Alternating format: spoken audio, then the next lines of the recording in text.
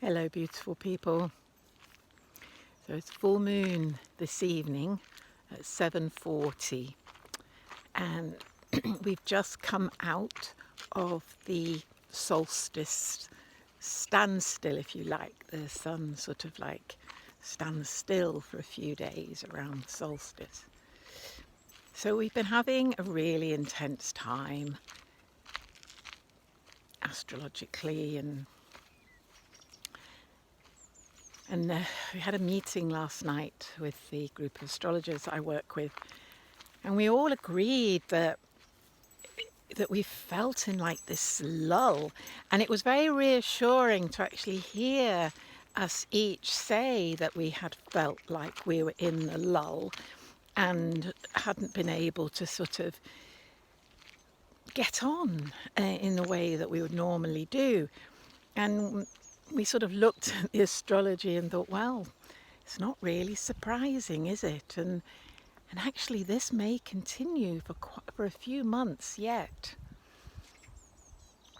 And you know, if you're the sort of person like me and like my astrology friends who are, very motivated and usually out and about all summer and getting on and doing things and proactive and making things happen, and to suddenly find actually not much is happening and it's really difficult to get motivated or to do anything, or it's just, even if you've got the motivation, it's just really difficult to actually make anything happen. Well, it's normal. It's definitely to do with the stars. And so I've been reflecting on this. And I think, a year ago, we all thought this would be over by now. We all thought that we'd be released this summer and that we'd be able to go back to festivals, go on holiday, see our friends, and, etc., etc. And instead, it's just more of the same. Oh, nearly the same anyway. So this is, for our systems, this is quite discombobulating. It doesn't feel normal, it doesn't feel natural, and so we feel quite disconcerted, and if you're like me and my astrology friends, we think it's something personal, that what's wrong with me, why can't I get on, why aren't things happening? Well, it's not personal, it's a general condition, and it will shift eventually. So in the meantime, it's like, how do we use this period? What's the best thing to do? Well, I must admit, I've discovered that,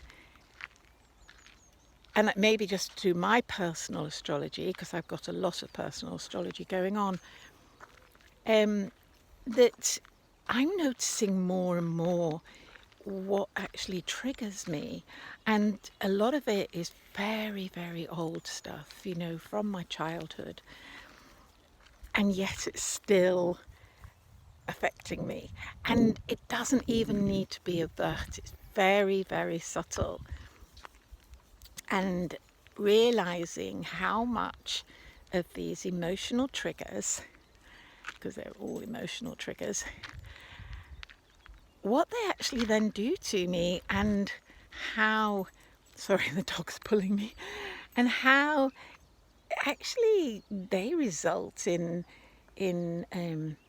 some of the sort of mind trips and mind games that I play with myself, how they affect my thinking. And it's so subtle, and I've done so much personal development work over so many years, and there's always more layers. And I'm not saying that we should spend forever looking at our personal development and peeling away the layers, not at all. In fact, I don't believe that at all. But when it is interfering with our daily life, then yes, we do need to look at it. And so I have been having a little look at this recently because I'm finding it's not so much that it's interfering with my daily life, because it's so familiar to me that, I'm not even aware that it's interfering. I know it's not great, it's not how I want to be. I think it's more that in my meditation has changed, and I've been having a